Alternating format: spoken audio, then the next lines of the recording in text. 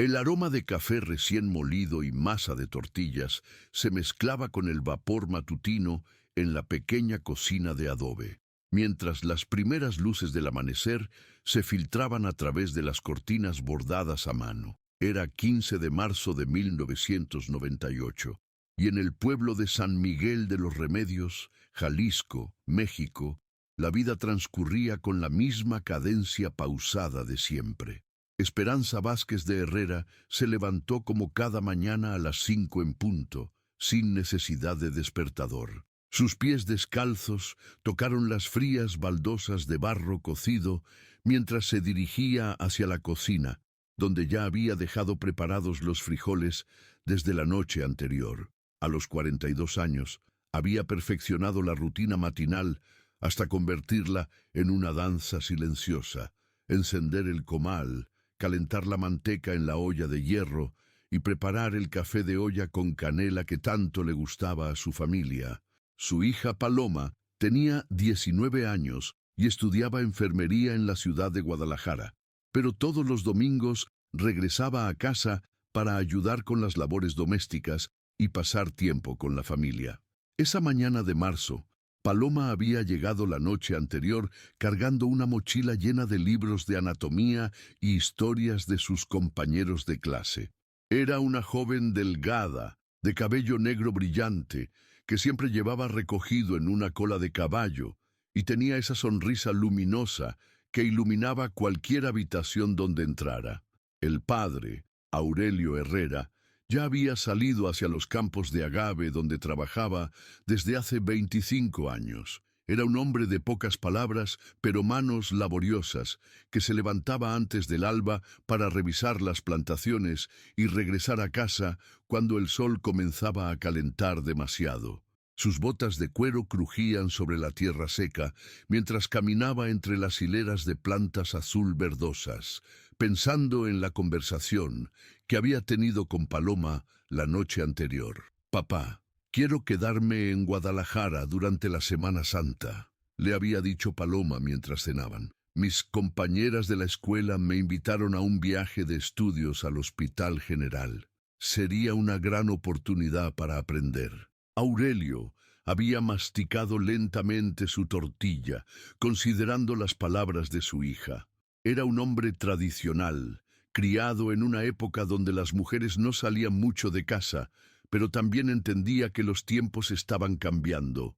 Paloma era inteligente, más inteligente que muchos de los muchachos del pueblo, y merecía todas las oportunidades que pudiera tener. «¿Y tus estudios?», había preguntado finalmente. «No perdería clases, papá. Al contrario, aprendería más de lo que cualquier libro podría enseñarme». Esperanza había observado el intercambio en silencio, sirviendo más frijoles en el plato de su esposo. Conocía esa mirada en los ojos de Aurelio, la misma expresión que ponía cuando tenía que tomar decisiones difíciles sobre la siembra o cuando el clima no cooperaba con sus planes. Ahora, mientras preparaba el desayuno, Esperanza recordaba esa conversación y se preguntaba qué habría decidido su esposo. El comal comenzó a humear levemente, señal de que estaba listo para las tortillas. Tomó la masa que había preparado la noche anterior y comenzó a formar pequeñas bolas perfectamente redondas, aplastándolas después con sus palmas expertas hasta formar círculos delgados y uniformes. El sol ya había salido completamente cuando escuchó los primeros sonidos procedentes del cuarto de Paloma. El crujir de la cama, pasos suaves sobre el piso de madera y el sonido familiar de su hija moviéndose por la habitación. Esperanza sonrió para sí misma. Era domingo, y domingo significaba misa de las 9 en la iglesia de San Miguel Arcángel, seguida por el almuerzo familiar en casa de su hermana Consuelo. «¡Paloma!», gritó desde la cocina. «El desayuno estará listo en 10 minutos. Ya voy, mamá», respondió la voz de su hija desde el cuarto. Esperanza continuó con sus tortillas, colocando cada una en el comal caliente y observando cómo se inflaban ligeramente antes de darles la vuelta. El aroma a masa cocida se extendió por toda la cocina, mezclándose con el olor del café que ya estaba listo en la olla de barro. 20 minutos después, cuando las tortillas estaban guardadas en su canasta cubierta con una servilleta bordada y el café había reposado lo suficiente, Esperanza se dio cuenta de que Paloma aún no había aparecido en la cocina.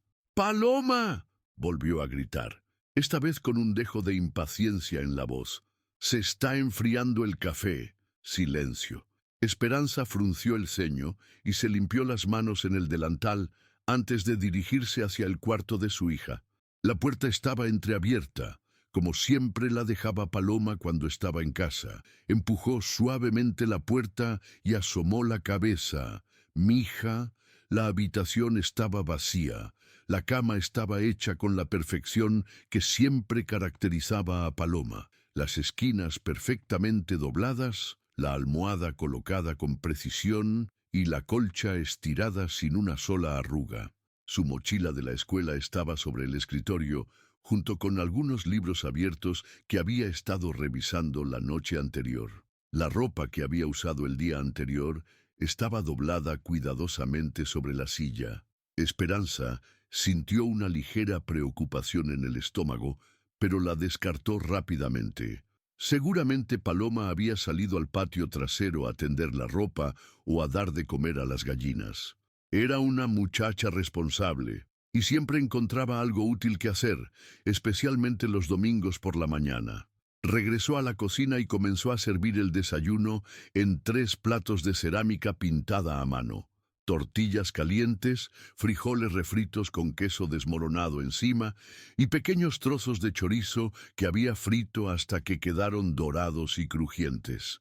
El café de olla lo sirvió en las tazas de barro que había hecho su suegra años atrás, cuando Paloma era apenas una niña. ¡Paloma!, gritó una vez más, esta vez dirigiendo la voz hacia el patio trasero. Nuevamente, silencio. Ahora sí comenzó a sentir una inquietud real. Salió de la cocina por la puerta trasera que daba al pequeño patio donde tenían el lavadero, el gallinero y algunas macetas con hierbas de olor. El sol matutino calentaba agradablemente y las gallinas cloqueaban suavemente mientras picoteaban el maíz que Aurelio les había dejado antes de irse. «¿Paloma?», llamó en voz alta, esperando escuchar la risa de su hija o verla aparecer desde algún rincón del patio, pero no había rastro de ella. Esperanza caminó alrededor de la casa, revisando cada lugar donde su hija podría estar, detrás del tinaco de agua, junto al pequeño huerto de tomates y chiles, incluso en el cuarto de herramientas donde Aurelio guardaba sus instrumentos de trabajo. Nada. Regresó a la casa con el corazón latiendo un poco más rápido de lo normal. Tal vez Paloma había salido a la tienda de doña Carmen a comprar algo que faltaba para el desayuno, o quizás había ido a visitar a alguna de sus amigas de la infancia que aún vivían en el pueblo. Pero mientras esperaba, sentada en la cocina con el desayuno enfriándose sobre la mesa, Esperanza no podía sacudirse la sensación de que algo no estaba bien. Paloma siempre avisaba cuando salía, especialmente tan temprano en la mañana. Era una regla no escrita en la casa Herrera: nunca salir sin decir a dónde ibas y cuándo regresarías. A las 8:30, cuando Aurelio regresó de revisar los campos, encontró a su esposa sentada en la mesa de la cocina, mirando fijamente la puerta como si esperara que alguien entrara en cualquier momento. «¿Y Paloma?», preguntó, notando que solo había 2 platos servidos. «No sé», respondió Esperanza, y por primera vez esa mañana su voz tembló ligeramente. «Cuando bajé a hacer el desayuno, no estaba en su cuarto. Pensé que había salido al patio, pero no está en ninguna parte». Aurelio frunció el ceño y se quitó el sombrero de palma, colgándolo en el clavo junto a la puerta. «¿Revisaste bien? ¿En el huerto? ¿En el cuarto de atrás?» «Sí, Aurelio, revisé toda la casa, todo el patio. No está». El hombre se dirigió hacia el cuarto de su hija, y Esperanza lo siguió. Juntos observaron la habitación. Todo estaba exactamente como Paloma lo había dejado la noche anterior. Su cepillo de dientes estaba en el vaso junto al lavabo. Su ropa de domingo colgaba limpia y planchada en el closet, y sus zapatos estaban alineados perfectamente bajo la cama. Sus zapatos están aquí, observó Aurelio, señalando los zapatos negros que Paloma usaba para ir a misa. ¿Con qué zapatos salió? Esperanza revisó rápidamente. Los zapatos de escuela de Paloma también estaban ahí, así como sus sandalias de casa y los tenis que usaba para caminar por el pueblo. Todos sus zapatos están aquí, Aurelio. El silencio que siguió fue denso y preocupante. Ambos padres intercambiaron una mirada que contenía la misma pregunta sin formular: ¿cómo había salido Paloma sin zapatos? Aurelio salió al patio y comenzó su propia búsqueda, más sistemática que la de su esposa. Revisó cada rincón, cada escondite posible, incluso lugares donde sabía que era imposible que Paloma estuviera. Mientras tanto, Esperanza fue casa por casa preguntando a los vecinos más cercanos. Doña Carmen, la dueña de la tienda, no había visto a Paloma esa mañana. Don Sebastián, el vecino de al lado, tampoco.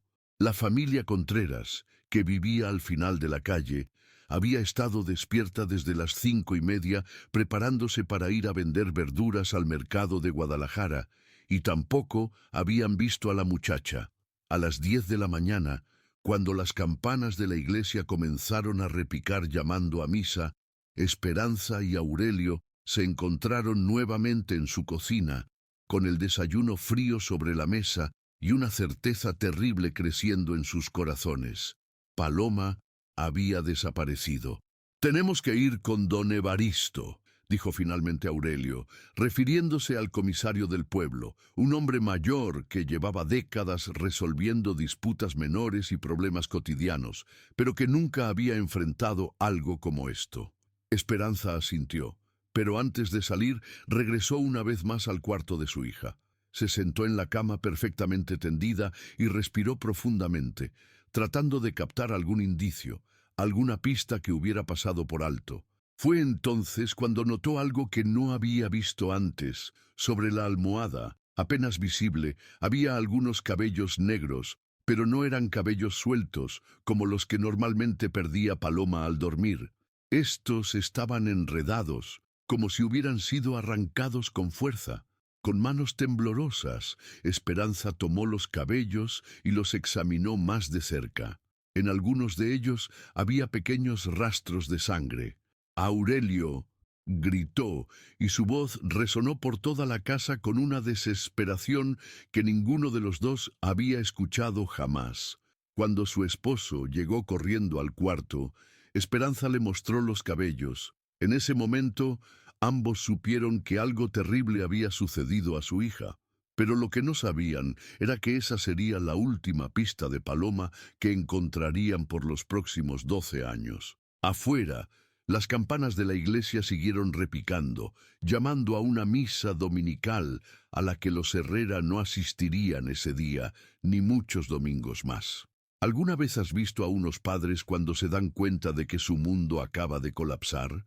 Esperanza y Aurelio Herrera conocieron esa sensación exacta a las 10:47 de la mañana del 15 de marzo de 1998, cuando don Evaristo Ruiz, el comisario del pueblo, examinó los cabellos ensangrentados con una expresión que traicionaba su inexperiencia ante algo de esa magnitud. Don Evaristo tenía 63 años y había pasado las últimas 2 décadas resolviendo disputas por terrenos, peleas de cantina los sábados por la noche y casos ocasionales de ganado extraviado. Sus manos, acostumbradas a sostener documentos de propiedad y citaciones menores, temblaron ligeramente mientras sostenía los cabellos de Paloma con un pañuelo blanco. Esto es algo serio», murmuró, y sus palabras sonaron inadecuadas ante la magnitud de lo que estaba presenciando. «Tengo que llamar a Guadalajara. Esto está más allá de lo que podemos manejar aquí». La pequeña oficina del comisario, ubicada en el edificio municipal, que también albergaba el registro civil y la biblioteca del pueblo, se llenó rápidamente de vecinos curiosos. La noticia de la desaparición de Paloma se había extendido como pólvora seca durante la misa de las 9 y para las 11 de la mañana prácticamente todo San Miguel de los Remedios sabía que algo terrible había sucedido en la casa de los Herrera. Esperanza se sentó en una silla de madera que alguien había traído para ella, con las manos entrelazadas sobre el regazo y la mirada perdida en algún punto indefinido de la pared. Cada pocos minutos susurraba el nombre de su hija como una oración: Paloma, Paloma, Palomita mía. Su hermana Consuelo había llegado desde el otro extremo del pueblo y permanecía de pie junto a ella, con una mano protectora sobre su hombro. Aurelio, por su parte, no podía permanecer quieto. Caminaba de un lado a otro de la pequeña oficina, apretando y soltando los puños, deteniéndose ocasionalmente para mirar por la ventana hacia la calle principal, como si esperara ver a Paloma caminando de regreso a casa con esa sonrisa luminosa que la caracterizaba. «Hay que revisar cada casa», declaró de repente, volteándose hacia don Evaristo. «Cada cuarto, cada bodega, cada sótano. Alguien sabe algo, alguien vio algo». «Aurelio, por favor, cálmate», intervino don Evaristo. «Ya mandé llamar a la Policía Ministerial de Guadalajara. Ellos tienen experiencia en estos casos. Llegarán en la tarde». «¡La tarde!», explotó Aurelio. «Mi hija lleva desaparecida desde la madrugada y usted quiere que esperemos hasta la tarde». El comisario se quitó los lentes y los limpió nerviosamente con su pañuelo. En todos sus años de servicio público, nunca había enfrentado una situación como esta. San Miguel de los Remedios era un pueblo donde todos se conocían, donde las puertas se dejaban abiertas y los niños jugaban en las calles sin que nadie se preocupara por su seguridad. «Mientras tanto, organizaremos grupos de búsqueda», propuso don Evaristo. «Revisaremos todo el pueblo, casa por casa si es necesario». Y así comenzó la búsqueda más intensa que San Miguel de los Remedios había visto jamás. Para las 2 de la tarde, más de 50 personas se habían organizado en grupos pequeños para peinar cada rincón del pueblo y sus alrededores. Doña Carmen cerró su tienda y se unió a la búsqueda. Don Sebastián, a pesar de sus 70 años, caminó kilómetros bajo el sol abrasador, revisando barrancas y campos de cultivo. Hasta los niños del pueblo participaron, gritando el nombre de Paloma por las calles polvorientas. El padre Miguel, párroco de la iglesia de San Miguel Arcángel, organizó una cadena de oración que se extendió más allá de los límites del pueblo. Las campanas de la iglesia repicaron cada hora durante todo el día, no en llamada a misa, sino como una súplica desesperada al cielo para que devolviera a Paloma sana y salva a su familia. Cuando finalmente llegaron los agentes de la policía ministerial a las 5 de la tarde, encontraron un pueblo entero movilizado y a una familia destrozada esperando respuestas que nadie parecía tener. El comandante Raúl Mendoza era un hombre de 40 años, delgado y de bigote espeso, que había visto suficientes casos de personas desaparecidas para saber que las primeras 48 horas eran cruciales. Su compañero, el agente Javier Solís, era más joven y menos experimentado, pero tenía una reputación por su meticulosidad en las investigaciones. «Señora Herrera», dijo el comandante Mendoza, mientras se sentaba frente a Esperanza en la sala de la casa. «Necesito que me cuente todo lo que recuerda de anoche y esta mañana, cada detalle, por pequeño que parezca». Esperanza respiró profundamente y comenzó a relatar la secuencia de eventos. La llegada de Paloma el sábado por la noche, la cena familiar, la conversación sobre el viaje de estudios a Guadalajara, la rutina matinal, el desayuno que se enfrió esperando a su hija. «¿Notó algo extraño en el comportamiento de Paloma anoche?», preguntó el comandante. «¿Parecía preocupada, nerviosa, diferente de alguna manera?» «No», respondió Esperanza con voz quebrada. «Estaba normal, contenta de estar en casa. Me ayudó a lavar los platos después de cenar y luego se fue a su cuarto a estudiar. ¿Escucharon algún ruido durante la noche? ¿Voces? ¿Pasos? ¿Algún sonido inusual?». Tanto Esperanza como Aurelio negaron con la cabeza. Habían dormido toda la noche sin despertar hasta que sonó el gallo de los vecinos a las 5 de la mañana, como siempre. El agente Solís examinó minuciosamente el cuarto de Paloma, tomando fotografías de cada detalle. La cama perfectamente tendida, los libros sobre el escritorio, la ropa cuidadosamente doblada. Pero fue cuando examinó la ventana que encontró algo que había pasado desapercibido para la familia. «¡Comandante!», llamó desde el cuarto. «Venga a ver esto». La ventana del cuarto de Paloma daba al patio trasero de la casa. Era una ventana pequeña, con rejas de hierro forjado que Aurelio había instalado años atrás, más por decoración que por seguridad. Pero el agente Solís había notado que una de las rejas estaba ligeramente doblada, como si hubiera sido forzada desde adentro. «¿Esta reja estaba así antes?», preguntó el comandante Mendoza a Aurelio. Aurelio examinó la reja detenidamente. Era un hombre que conocía cada detalle de su casa, cada clavo, cada tabla, cada piedra que había colocado con sus propias manos a lo largo de los años. «No», respondió categóricamente.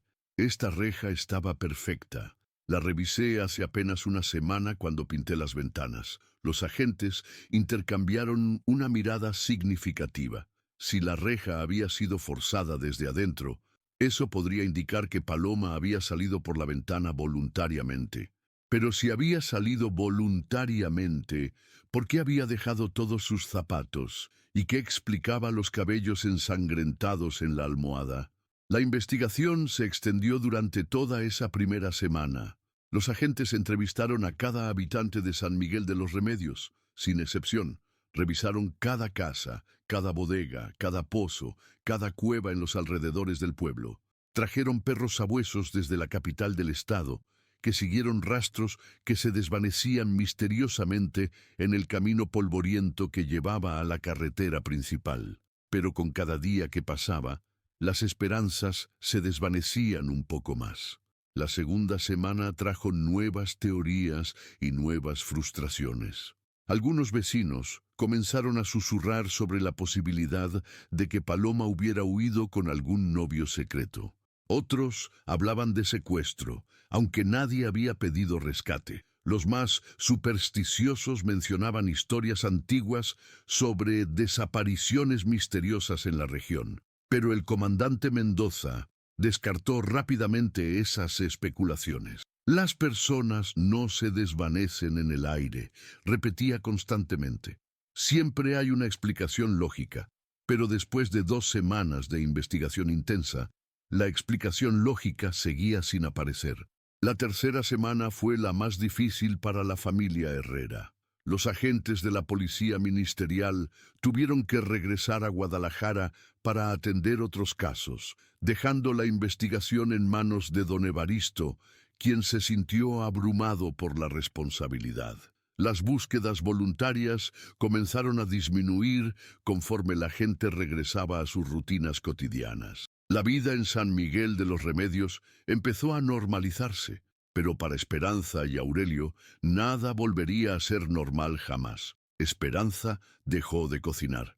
La cocina, que durante décadas había sido el corazón de su hogar, se convirtió en un lugar de dolor insoportable.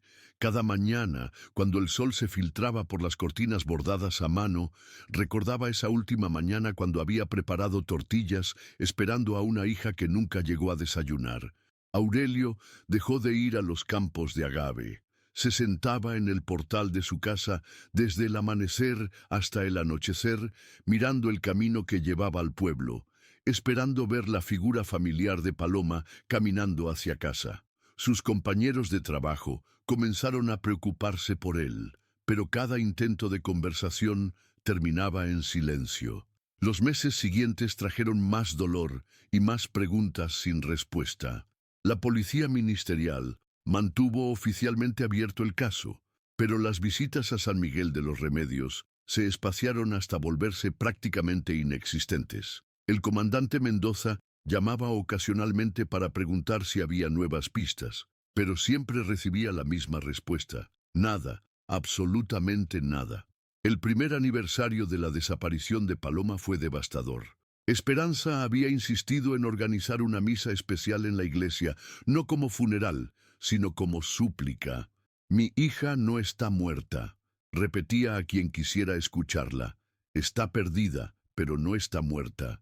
Una madre sabe estas cosas. El padre Miguel celebró la misa con el corazón partido, viendo a Esperanza aferrarse a una esperanza que cada día parecía más frágil. Todo el pueblo asistió, no tanto por fe en el regreso de Paloma, sino por compasión hacia una familia que había perdido todo, pero se negaba a aceptarlo. Los años que siguieron fueron una mezcla de rutina dolorosa y esperanza desesperada. Esperanza conservó el cuarto de Paloma exactamente como había quedado esa mañana de marzo. Los libros abiertos sobre el escritorio, la ropa colgada en el closet, los zapatos alineados bajo la cama. Cada noche ponía un plato extra en la mesa, por si acaso Paloma regresaba para cenar. Aurelio desarrolló una rutina obsesiva. Cada mañana caminaba por todo el pueblo preguntando si alguien había visto algo nuevo, algún rastro, alguna pista. Los comerciantes, los niños, los ancianos, todos conocían su pregunta diaria: ¿han sabido algo de mi Paloma? Y todos, con infinita paciencia y creciente tristeza, le daban la misma respuesta: no, don Aurelio, lo siento mucho, pero no. En 2003, 5 años después de la desaparición, un reportero de Guadalajara visitó San Miguel de los Remedios para hacer un artículo sobre casos no resueltos. Entrevistó a la familia, tomó fotografías del cuarto intacto de Paloma y habló con varios vecinos. El artículo se publicó en un periódico local con el titular: 5 años sin respuestas. El misterio de Paloma Herrera sigue sin resolverse. La publicación del artículo trajo una semana de falsa esperanza. Llegaron llamadas telefónicas a la oficina de don Evaristo. Personas que decían haber visto a una joven que podría ser Paloma en diferentes ciudades del país. Cada pista fue investigada meticulosamente, pero todas resultaron ser falsas alarmas. Para 2008, 10 años después de la desaparición, incluso los más optimistas comenzaron a aceptar que Paloma probablemente estaba muerta, pero Esperanza se negaba a creerlo. Había envejecido considerablemente en esa década. Su cabello negro ahora tenía hebras plateadas y su rostro mostraba líneas profundas que no estaban ahí antes de marzo de 1998. Sin embargo, su fe en el regreso de su hija permanecía inquebrantable. Una madre sabe cuando su hijo está muerto, le decía a su hermana Consuelo durante sus largas conversaciones vespertinas. Yo no siento ese vacío en mi corazón. Paloma está viva, en algún lugar, y algún día regresará. Aurelio había dejado de contradecir a su esposa hacía años. Si esa esperanza la mantenía funcionando, él no sería quien se la quitara. Pero en el silencio de las noches, cuando creía que Esperanza dormía, lloraba silenciosamente por la hija que sabía que nunca regresaría. La década que siguió a la desaparición de Paloma cambió para siempre la naturaleza de San Miguel de los Remedios. Las puertas que antes permanecían abiertas ahora tenían cerraduras. Los padres ya no permitían que sus hijos jugaran solos en las calles después del anochecer. La confianza ingenua que había caracterizado al pueblo se había fracturado, reemplazada por una cautela que nadie mencionaba pero todos sentían. Y en el centro de toda esa transformación estaba la casa de los Herrera, un monumento silencioso al misterio más grande que el pueblo había conocido, donde una madre seguía poniendo un plato extra en la mesa cada noche, y un padre continuaba esperando en el portal la silueta de una hija que llevaba 12 años sin regresar a casa. Imaginen el sonido de un martillo golpeando contra una pared de adobe que ha permanecido intacta durante décadas. Cada golpe resuena como un eco del pasado, liberando polvo acumulado y memorias enterradas. Era 23 de agosto de 2010, exactamente 12 años, 5 meses y 8 días después de la desaparición de Paloma, cuando ese sonido cambió para siempre el destino de la familia Herrera. Esperanza había tomado la decisión esa mañana mientras preparaba café en la cocina que había permanecido prácticamente intacta desde 1998. Durante más de una década, había evitado hacer cualquier cambio significativo en la casa, como si modificar algo pudiera alejar definitivamente a Paloma. Pero esa mañana, observando las manchas de humedad que habían comenzado a aparecer en la pared este de la cocina, supo que no tenía alternativa. «Aurelio», había dicho mientras servía el café en las mismas tazas de barro que usaba desde siempre, «tenemos que arreglar esa pared antes de que llueva otra vez. La humedad va a arruinar toda la cocina». Su esposo había levantado la vista del periódico local que leía todas las mañanas, buscando sin esperanza alguna noticia, alguna pista nueva sobre el caso de su hija. A los 62 años, Aurelio se había convertido en un hombre silencioso y contemplativo, muy diferente del trabajador incansable que había sido antes de la desaparición de Paloma. «¿Estás segura?», había preguntado, sabiendo lo que esa decisión significaba para su esposa. «Una vez que comencemos a cambiar cosas, lo sé», había interrumpido Esperanza, con una determinación que no había mostrado en años. «Pero no podemos dejar que la casa se caiga a pedazos. Paloma no querría eso cuando regrese». Esa frase final, «cuando regrese», había sonado diferente esa mañana. No con la desesperación ciega de los primeros años, sino con una esperanza más madura, más resignada, pero no menos auténtica. Aurelio había contratado a Tomás Villareal, un albañil del pueblo vecino de Santa Clara, para que hiciera las reparaciones necesarias. Tomás era un hombre de 30 años, hijo de albañil y nieto de albañil, que había heredado no solo las herramientas de su oficio, sino también un profundo respeto por las casas antiguas y las historias que guardaban entre sus paredes. Cuando Tomás llegó esa mañana de agosto con su caja de herramientas y su martillo de mango largo, encontró a Esperanza esperándolo en la cocina con una expresión mezcla de determinación y ansiedad. «Señora Esperanza», había dicho quitándose el sombrero, «voy a hacer todo lo posible por conservar la estructura original. Solo voy a quitar lo que sea absolutamente necesario». Esperanza había asentido, pero cuando Tomás comenzó a golpear la pared para identificar las áreas dañadas por la humedad, cada martillazo resonó en su corazón como una pequeña traición a la memoria de su hija. El trabajo comenzó en la esquina noreste de la cocina, donde las manchas de humedad eran más evidentes. Tomás golpeó suavemente la pared, escuchando los sonidos que revelaban el estado de la estructura interna. En algunas áreas, el adobe sonaba sólido y firme. En otras, el sonido era hueco, indicando que la humedad había debilitado los materiales.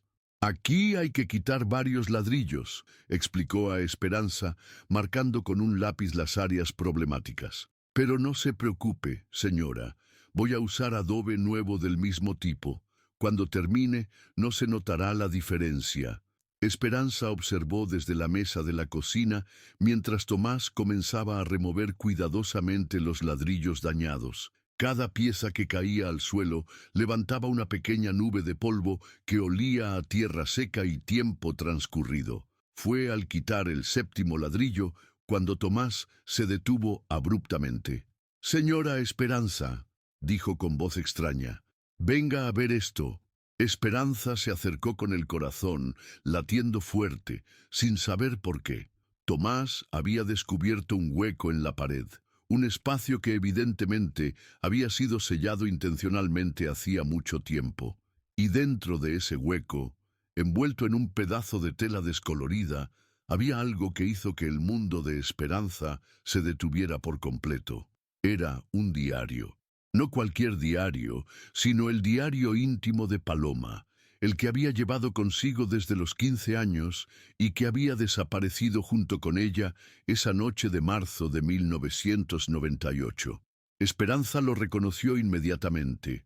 La cubierta de cuero rosa, ya descolorida por el tiempo, con las pequeñas flores doradas que Paloma había pegado cuando cumplió 16 años. Con manos temblorosas, Esperanza tomó el diario.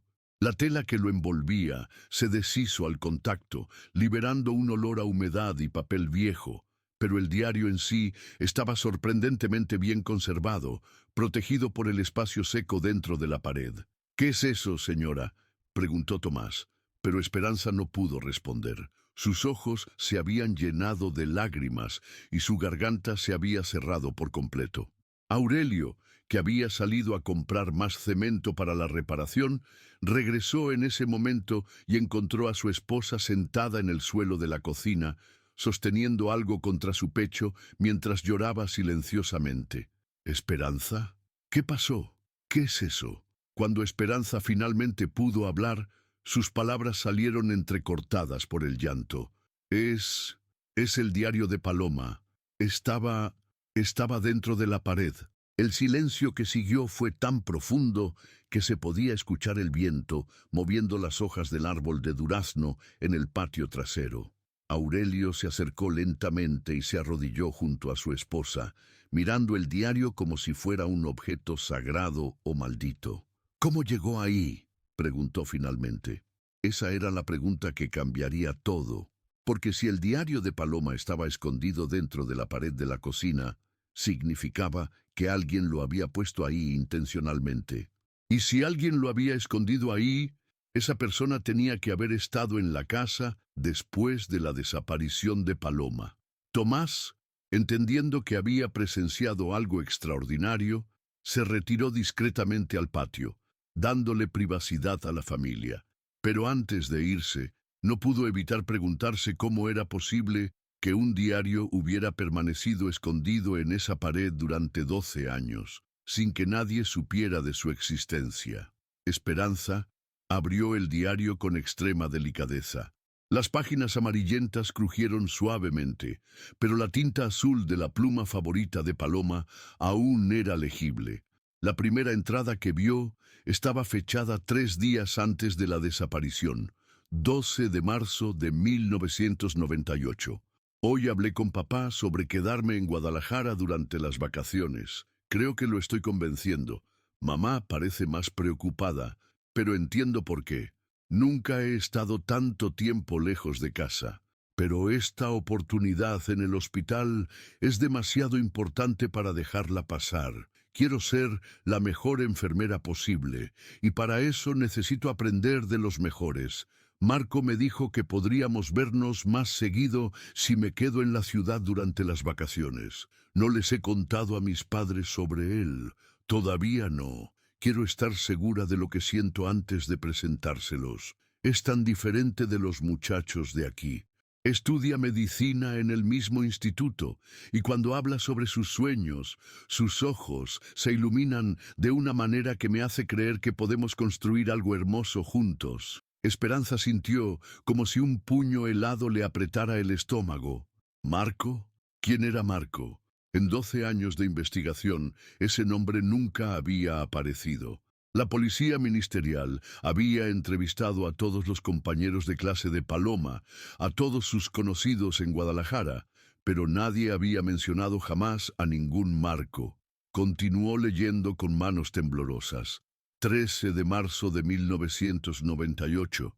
Marco vino al pueblo hoy. No se lo dije a mis padres porque sabía que se preocuparían. Les dije que iba a estudiar con Leticia en la biblioteca, pero en realidad me encontré con él en la plaza. Caminamos hasta el mirador y hablamos durante horas sobre nuestros planes futuros. Me pidió que me case con él después de que terminemos nuestros estudios. Le dije que sí, pero que teníamos que esperar el momento adecuado para decírselo a nuestras familias. Hay algo en Marco que me preocupa a veces. Cuando habla sobre el futuro, parece tan seguro de todo, como si ya hubiera decidido cada detalle de nuestras vidas. Ayer me dijo que ya había encontrado un departamento cerca del hospital donde podríamos vivir después de casarnos. Pero yo apenas tengo 19 años, y aunque lo amo, no estoy segura de estar lista para tomar decisiones tan grandes. El corazón de Esperanza latía tan fuerte que podía escucharlo en sus oídos. Siguió leyendo. con Aurelio inclinado sobre su hombro, ambos absorbiendo cada palabra, como si fuera agua en el desierto. 14 de marzo de 1998. Algo extraño pasó hoy. Marco apareció en la casa cuando mis padres no estaban. No sé cómo supo que estarían fuera. Me asusté un poco cuando lo vi en la cocina. Le pregunté cómo había entrado, y me dijo que la puerta trasera estaba abierta, pero yo estoy segura de que la cerré con llave antes de irme a bañar.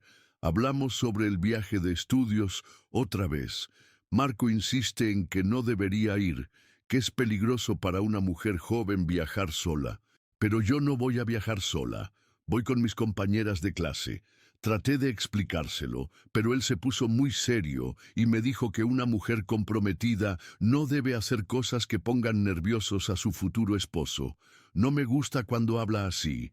Me recuerda a mi tío Esteban, que siempre les dice a sus hijas lo que pueden y no pueden hacer.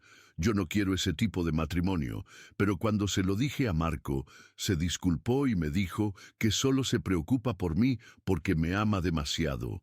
Esperanza tuvo que detener la lectura por un momento. Sus manos temblaban tanto que no podía enfocar las palabras. Aurelio había palidecido completamente y respiraba de manera irregular. ¿Quién es este Marco?, susurró Aurelio.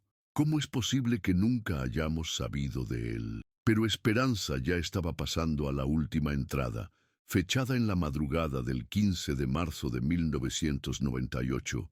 Pocas horas antes de que ella descubriera que su hija había desaparecido. 15 de marzo de 1998, 2:30 a.m. No puedo dormir. Marco está fuera de la casa. Lo vi desde mi ventana hace una hora, parado bajo el árbol de durazno. No se ha movido. Solo está ahí, mirando hacia mi cuarto. Estoy asustada. Ayer, cuando le dije que había decidido ir al viaje de estudios, sin importar lo que él opinara, su expresión cambió de una manera que nunca había visto antes. Por un momento, no parecía el Marco del que me enamoré. Parecía peligroso. Me dijo que si realmente lo amaba, no haría algo que él me había pedido específicamente que no hiciera, que una mujer que ama a un hombre de verdad no lo desafía de esa manera. Traté de explicarle que ir a ese viaje no tiene nada que ver con mi amor por él, pero él no quiso escuchar. Cuando se fue ayer en la tarde, me dijo algo que no puedo quitarme de la cabeza. Espero que reconsideres tu decisión, Paloma. Sería una pena que algo cambiara entre nosotros por algo tan tonto como un viaje. No sonaba como una súplica, sonaba como una amenaza. Sigue ahí afuera. Voy a escribir todo esto y esconderlo en el lugar secreto que encontré detrás de la pared suelta de la cocina. Si algo me pasa, al menos alguien sabrá la verdad algún día. Marco dijo que me ama, pero el amor no da miedo, y yo tengo miedo. La entrada terminaba ahí. Las páginas siguientes estaban en blanco. Esperanza cerró el diario y miró a Aurelio con ojos llenos de una mezcla de dolor y comprensión terrible. Después de 12 años, finalmente tenían una respuesta, pero esa respuesta abría un abismo de nuevas preguntas aún más aterradoras. «Tenemos que llamar a la policía», dijo Aurelio con voz ronca. «Sí», respondió Esperanza, «pero primero tenemos que encontrar a Marco». Afuera, en el patio, Tomás seguía esperando discretamente, sin saber que acababa de ayudar a descubrir la primera pista real en el caso más misterioso que San Miguel de los Remedios había conocido jamás. El diario que había permanecido oculto durante 12 años en la pared de una cocina había revelado finalmente el nombre del hombre que podría tener las respuestas que una familia había estado buscando durante más de una década. Pero encontrar a Marco después de tanto tiempo sería solo el comienzo de una verdad aún más compleja y dolorosa de lo que Esperanza y Aurelio podían imaginar. ¿Cómo se siente descubrir que la verdad que has buscado durante 12 años estaba a solo unos metros de distancia, esperando en silencio detrás de una pared que veías todos los días? El comandante Raúl Mendoza, ahora con 52 años y canas en las sienes, sostenía el diario de Paloma con las mismas manos que habían investigado el caso original en 1998. Pero esta vez, sus ojos mostraban algo que no había tenido antes, una pista real. «Este Marco», murmuró mientras releía las entradas del diario por tercera vez. «¿Cómo es posible que nunca apareciera en nuestra investigación original?» Esperanza y Aurelio estaban sentados frente a él en la misma sala donde 12 años atrás habían respondido las primeras preguntas sobre la desaparición de su hija. La habitación parecía más pequeña ahora, cargada con el peso de una década de dolor y la esperanza renovada que el diario había traído. «Paloma era muy reservada con sus cosas del corazón», respondió Esperanza. «Siempre fue así, desde pequeña.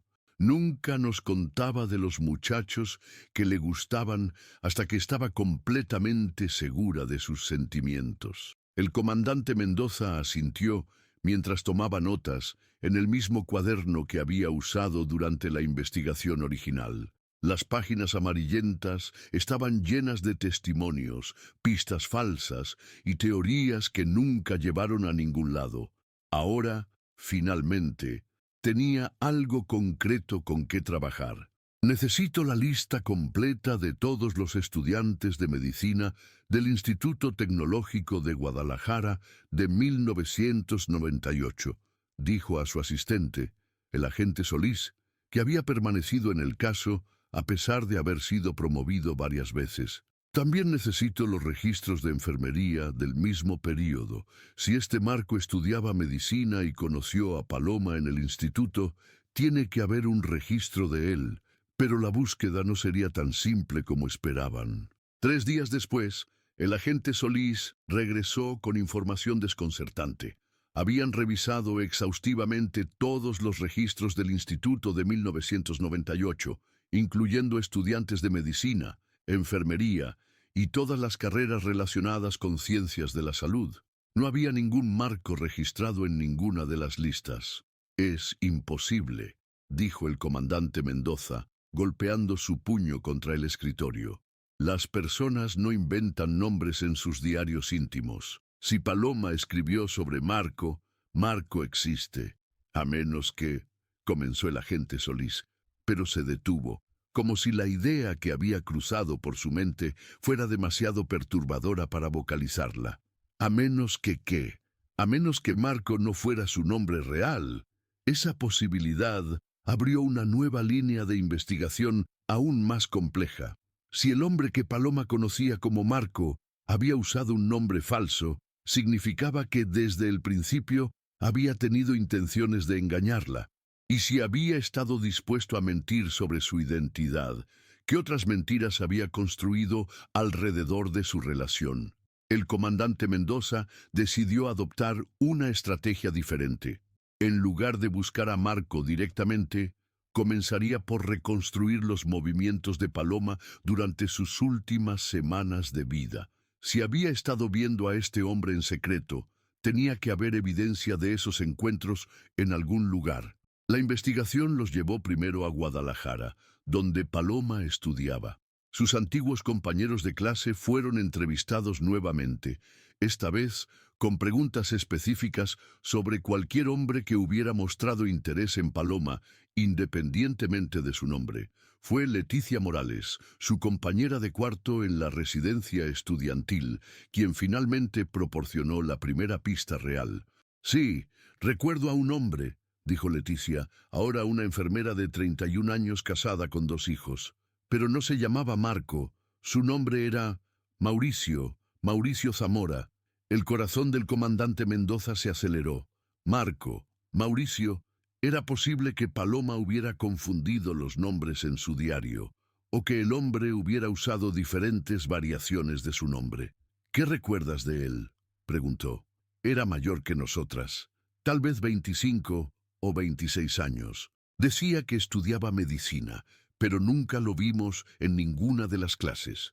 Siempre aparecía en el café cerca del instituto o en la biblioteca, lugares donde sabía que encontraría a Paloma». Leticia hizo una pausa, como si estuviera recordando detalles que había enterrado durante años. «Había algo en él que no me gustaba», continuó. «Era demasiado intenso. Siempre quería saber dónde había estado Paloma, con quién había hablado, qué había hecho durante el día. Al principio, Paloma pensaba que era romántico, que demostraba cuánto la amaba, pero a mí me parecía obsesivo. ¿Sabías que Paloma estaba comprometida con él? ¿Comprometida? Leticia abrió los ojos con sorpresa. No, eso no lo sabía. Paloma nunca mencionó un compromiso. De hecho, las últimas veces que hablamos sobre Mauricio, parecía estar incómoda, como si quisiera terminar la relación pero no supiera cómo. Esta información confirmaba lo que el diario había sugerido. La relación entre Paloma y Mauricio Marco se había vuelto tóxica en las semanas previas a su desaparición. El agente Solís comenzó inmediatamente a buscar registros de Mauricio Zamora en Guadalajara. Esta vez, la búsqueda fue más exitosa. Encontraron registros de un Mauricio Zamora que había vivido en la ciudad en 1998, pero no como estudiante. Había trabajado como técnico en mantenimiento en el Hospital General, el mismo hospital donde Paloma había planeado hacer su viaje de estudios. Eso explica cómo la conoció, murmuró el comandante Mendoza. ¿Y por qué tenía tanto conocimiento sobre los horarios del hospital y las actividades estudiantiles? Pero, cuando intentaron localizar a Mauricio Zamora en 2010, descubrieron que había desaparecido de Guadalajara poco después de marzo de 1998. No había registros de él en ninguna parte del estado de Jalisco después de esa fecha. Es como si se hubiera esfumado, reportó el agente Solís. Dejó de pagar el alquiler de su departamento en abril de 1998 y nunca reclamó su último sueldo del hospital. El patrón era claro. Mauricio Zamora había huido inmediatamente después de la desaparición de Paloma, lo que lo convertía en el principal sospechoso en el caso. Pero encontrar a un hombre que había estado escondido durante 12 años no sería fácil. El comandante Mendoza expandió la búsqueda a nivel nacional, contactando a colegas en otros estados para verificar si alguien con el nombre de Mauricio Zamora había aparecido en sus jurisdicciones. La respuesta llegó desde un lugar inesperado, Mérida, Yucatán. El comandante Alberto Vega de la Policía Municipal de Mérida llamó al comandante Mendoza un martes por la tarde con información que cambiaría todo el curso de la investigación. «Tenemos a un Mauricio Zamora aquí», dijo por teléfono. «Ha vivido en Mérida desde 1999. Trabaja como técnico en el Hospital O. Orán. Pero hay algo más. Está casado y tiene 3 hijas». El comandante Mendoza sintió como si el piso se moviera bajo sus pies. ¿Casado desde cuándo? Desde octubre de 1998. 7 meses después de la fecha que mencionaste.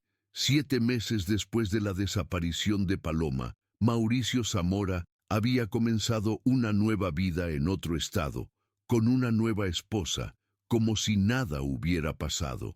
La operación para arrestar a Mauricio Zamora se planificó cuidadosamente. El comandante Mendoza viajó personalmente a Mérida, acompañado por el agente Solís y un equipo de apoyo. No querían correr el riesgo de que el sospechoso escapara nuevamente. Lo encontraron en su casa en una colonia de clase media de Mérida. Un hombre de 38 años, con cabello entrecano y una barriga que denotaba 12 años de vida sedentaria. Estaba cortando el césped de su jardín frontal cuando los agentes se acercaron. Al ver las credenciales de la policía, Mauricio Zamora palideció visiblemente. «¿Mauricio Zamora?», preguntó el comandante Mendoza. «Sí. ¿Qué necesitan?» «Necesitamos hablar con usted sobre Paloma Herrera». La reacción de Mauricio fue inmediata y reveladora. Dejó caer la podadora de césped y sus piernas parecieron fallarle por un momento. Miró hacia la casa, donde se podía escuchar la risa de sus hijas jugando en el patio trasero. «No sé de qué hablan», susurró, pero su voz careció de convicción desde el primer momento. «Señor Zamora», dijo el comandante con voz firme, Está arrestado por sospecha de secuestro y posible homicidio. Tiene derecho a permanecer callado. Mientras le leían sus derechos, Mauricio comenzó a llorar, no con lágrimas de inocencia ultrajada, sino con el llanto profundo y desgarrador de alguien que había estado cargando un secreto terrible durante 12 años. La esposa de Mauricio, una mujer llamada Patricia que había estado preparando la comida en la cocina, salió al escuchar la conmoción. Al ver a su esposo esposado entre varios agentes de policía, comenzó a gritar y a exigir explicaciones. ¡Mauricio! ¿Qué está pasando? Díganme qué está pasando. Pero Mauricio no podía mirarla a los ojos. Sabía que su vida cuidadosamente construida en Mérida estaba a punto de colapsar, y que las mentiras que había estado viviendo durante una década finalmente habían llegado a su fin. Durante el viaje de regreso a Guadalajara, Mauricio permaneció en silencio absoluto. Pero cuando lo colocaron en la sala de interrogatorios de la comandancia de la Policía Ministerial, comenzó a desmoronarse. Yo no quería que pasara. Fueron sus primeras palabras después de 3 horas de silencio. Solo quería que se quedara conmigo. El comandante Mendoza y el agente Solís intercambiaron una mirada. Después de 12 años, finalmente iban a conocer la verdad sobre lo que había pasado con Paloma Herrera. Pero la confesión de Mauricio no sería lo que esperaban. La verdad, cuando finalmente salió a la luz, fue más compleja y más trágica de lo que ninguno de ellos había imaginado. Ella quería terminar conmigo, continuó Mauricio con la voz quebrada. Esa última noche, fui a su casa porque tenía que convencerla de que no tomara esa decisión. Tenía que hacerle entender que estábamos destinados a estar juntos. ¿Cómo entraste a la casa? Sabía que su familia dormía pesado. Había estado vigilando la casa durante semanas, aprendiendo sus rutinas. La ventana de la cocina tenía un pestillo roto que nunca repararon. Era fácil abrirla desde afuera. El comandante Mendoza tomó notas mientras Mauricio continuaba su relato, cada palabra construyendo un cuadro más claro de lo que había sucedido esa noche de marzo de 1998. Entré a la cocina y subí a su cuarto. Ella se despertó cuando me acerqué a la cama. Al principio se asustó, pero traté de calmarla, de explicarle por qué había venido. ¿Qué pasó después? Mauricio hizo una pausa larga, respirando profundamente como si se estuviera preparando para confesar la parte más difícil de su historia. Le dije que no podía vivir sin ella, que si me dejaba, no tendría razón para existir. Le pedí que se viniera conmigo esa misma noche, que nos fuéramos lejos y comenzáramos una nueva vida juntos. ¿Y ella qué respondió? Me dijo que estaba loco, que nunca se iría conmigo, que había terminado nuestra relación y que tenía que aceptarlo. Comenzó a gritar, y yo me asusté. Si sus padres se despertaban, la voz de Mauricio se quebró completamente. Solo quería que se callara. Puse mi mano sobre su boca, pero ella siguió luchando. Trataba de morderme, de arañarme. Fue entonces cuando agarré la almohada. El silencio en la sala de interrogatorios fue absoluto. El comandante Mendoza sintió como si el aire se hubiera vuelto más espeso. ¿La asfixiaste? No quería matarla, sollozó Mauricio. Solo quería que se callara, que dejara de luchar. Pero cuando quité la almohada, ya no respiraba. Después de 12 años, la familia Herrera finalmente tenía la respuesta que había estado buscando, pero era una respuesta que traería más dolor que alivio. ¿Dónde está el cuerpo? Mauricio tardó varios minutos en responder, como si buscar las palabras correctas pudiera de alguna manera minimizar el horror de lo que había hecho. La cargué hasta mi carro, que había estacionado en el callejón detrás de la casa. Manejé durante horas sin saber qué hacer. Finalmente, llegué a una barranca cerca de Zapopan, un lugar donde solía ir a pescar con mi padre cuando era niño. ¿La enterraste? Sí, cavé una fosa profunda y la puse ahí. Marqué el lugar con piedras, pensando que algún día regresaría para darle un entierro apropiado, pero nunca tuve el valor. El comandante Mendoza había investigado docenas de homicidios a lo largo de su carrera, pero pocas confesiones lo habían afectado tanto como esta. No era solo la brutalidad del crimen, sino la manera en que una obsesión enfermiza había destruido tantas vidas, la de Paloma, la de su familia y, en cierto modo, la del propio Mauricio. Después de eso, regresé a su casa, continuó Mauricio. Tenía que limpiar cualquier evidencia de que había estado ahí. Limpié las huellas, arreglé la ventana, y fue entonces cuando encontré su diario. ¿Por qué lo escondiste en la pared? Leí algunas de las entradas sobre mí. Sabía que si la policía encontraba ese diario, me buscarían inmediatamente, pero tampoco podía llevármelo o destruirlo. Pertenecía a Paloma, así que busqué un lugar en la casa donde pudiera esconderlo, donde estuviera seguro, pero donde algún día alguien pudiera encontrarlo. ¿Para qué? Para que la verdad no muriera conmigo, para que algún día, cuando ya no importara para mí, la familia de Paloma supiera qué había pasado realmente. Era una lógica retorcida, pero tenía una extraña coherencia. Mauricio había querido preservar la verdad mientras la ocultaba, crear evidencia mientras borraba su rastro. La confesión completa tomó 6 horas. Mauricio proporcionó detalles sobre cada aspecto de esa noche terrible, desde cómo había planeado el encuentro hasta cómo había dispuesto del cuerpo de Paloma.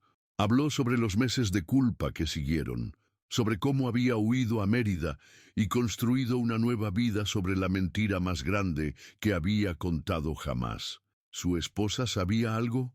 Nada, respondió Mauricio categóricamente. Patricia es una mujer buena. Se merece algo mejor que esto.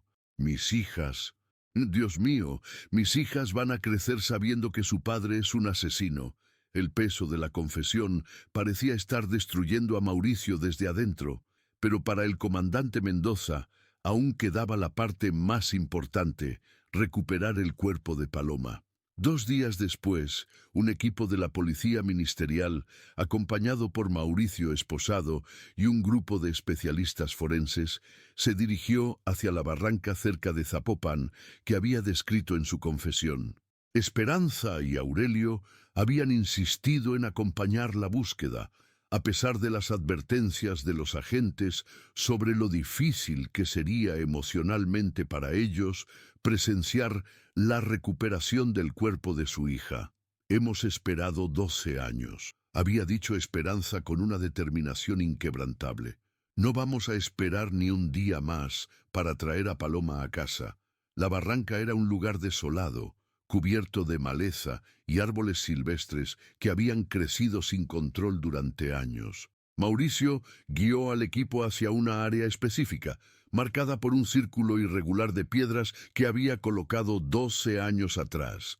Ahí, dijo con voz apenas audible, ahí está Paloma. El proceso de excavación tomó varias horas. Los especialistas forenses trabajaron con extremo cuidado, documentando cada detalle, tomando fotografías y preservando cualquier evidencia que pudiera confirmar la confesión de Mauricio. Cuando finalmente encontraron los restos óseos de Paloma, Esperanza se desplomó en brazos de su esposo. Después de 12 años de preguntas sin respuesta, de noches de insomnio preguntándose qué había pasado con su hija, finalmente podían comenzar el proceso de duelo que nunca habían podido completar. Aurelio, con lágrimas corriendo por su rostro curtido, miró hacia Mauricio con una expresión que mezclaba dolor, ira y algo parecido a la comprensión. ¿Por qué?, le preguntó. ¿Por qué no pudiste simplemente dejarla ir? Mauricio, custodiado por 2 agentes, no pudo mirar a los ojos al padre de la mujer que había matado. No lo sé, respondió con honestidad devastadora. Ojalá lo supiera. El funeral de Paloma Herrera se celebró el 15 de septiembre de 2010, exactamente 12 años y 6 meses después de su desaparición. Toda la población de San Miguel de los Remedios asistió, junto con centenares de personas de pueblos vecinos que habían seguido el caso a lo largo de los años. El padre Miguel, ahora con cabello completamente blanco, pero con la misma voz firme de siempre, celebró la misa con palabras que hablaron no solo de la pérdida, sino de la importancia de la verdad y la justicia.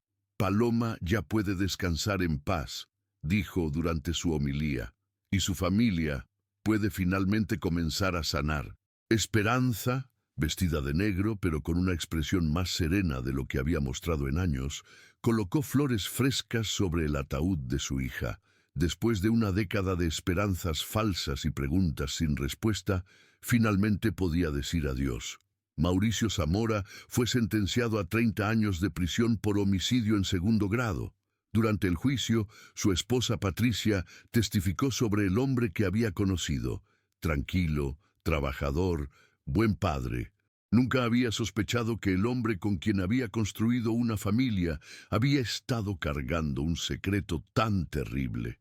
Mauricio, que conocí, nunca existió realmente, declaró Patricia ante el tribunal. Era una persona creada para esconder a un asesino.